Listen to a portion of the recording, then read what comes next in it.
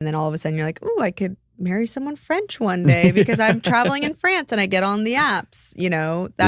That's a wonderful thing. But the analysis paralysis of there's something better around the corner. I've never thought about it that way. It is a version of analysis paralysis. It's detrimental. It's like you're not present. And I think that like just if you think about mindfulness and like all these practices of meditation, mindfulness, like in order to like be a good human, like mindfulness is so important. Yeah.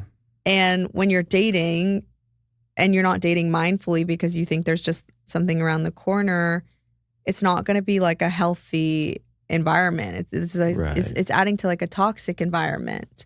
Yeah, you do kind of. So like one thing that I think about a lot is people will date and be like, I'll know when I'll find the one, or like it's kind of a very, which I get it because I used to date that way. It's like, I'll feel it.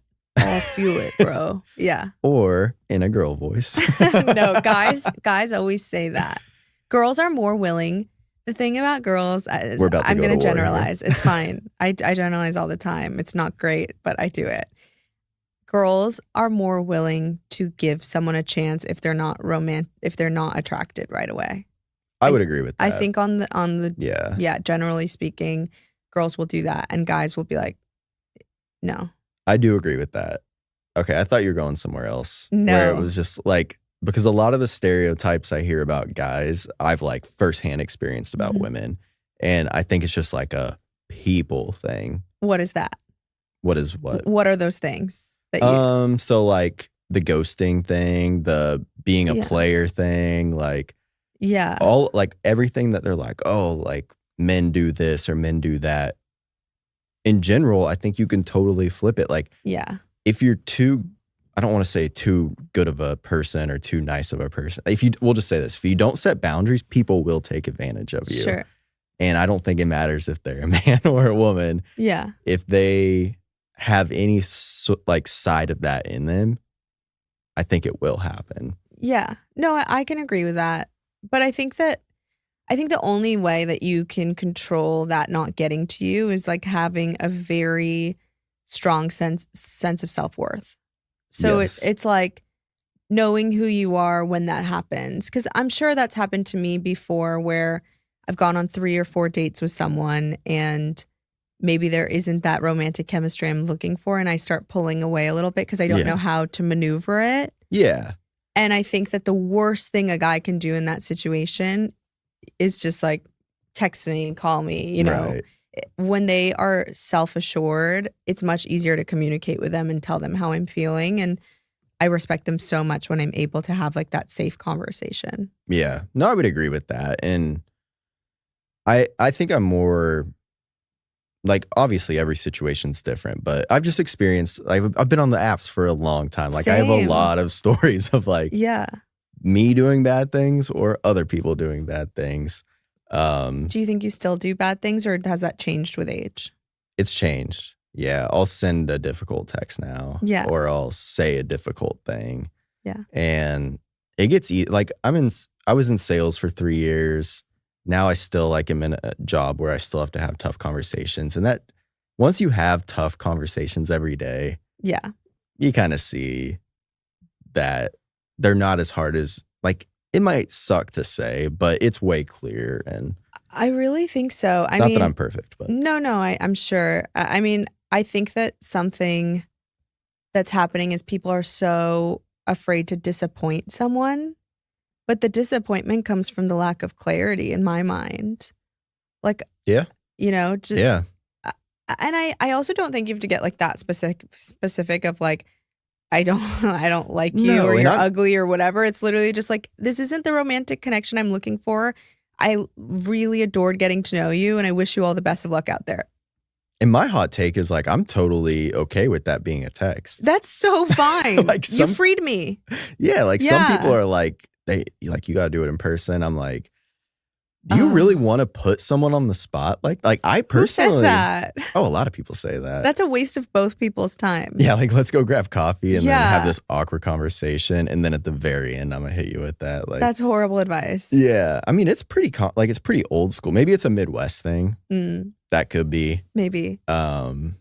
But yeah, like a lot of people say you should do that stuff in person. But unless it's like a real relationship, I don't see any need to do that, because if it were happening to me, I wouldn't want to be on the spot in person, because it's like, well, now what? Like, yeah, I would even say, even if it's a relationship, maybe this is a hot take, like a phone call's fine.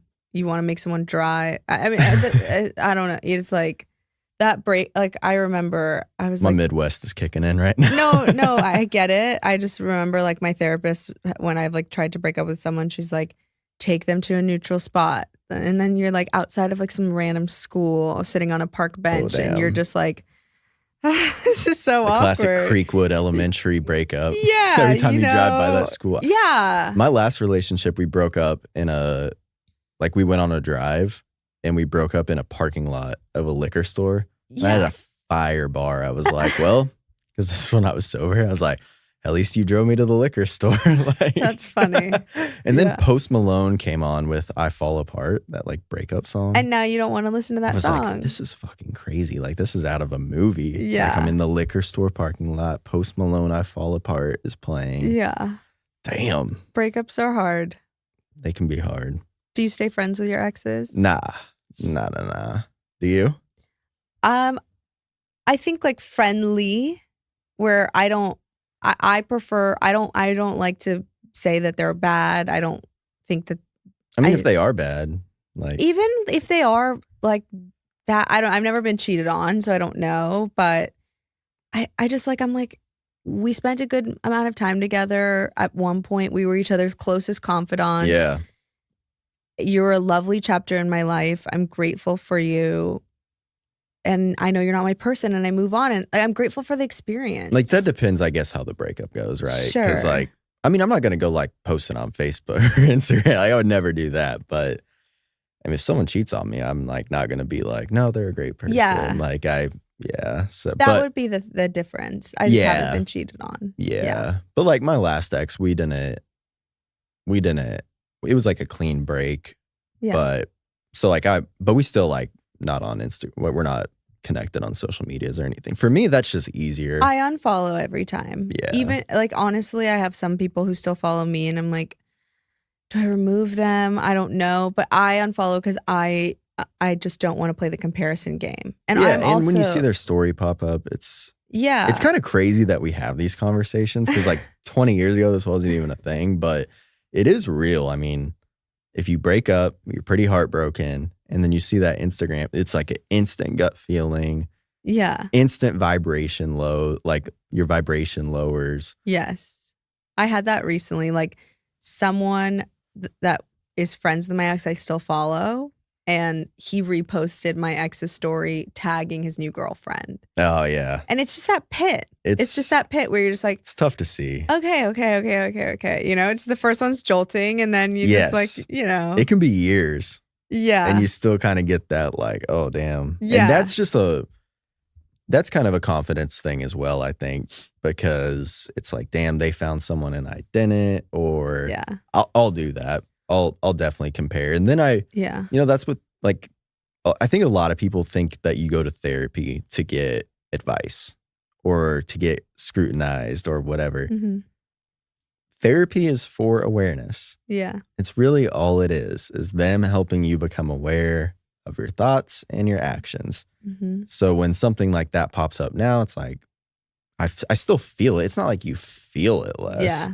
But you just realize like, oh, I'm feeling this because of this, because of this. And they give you tools for how to cope.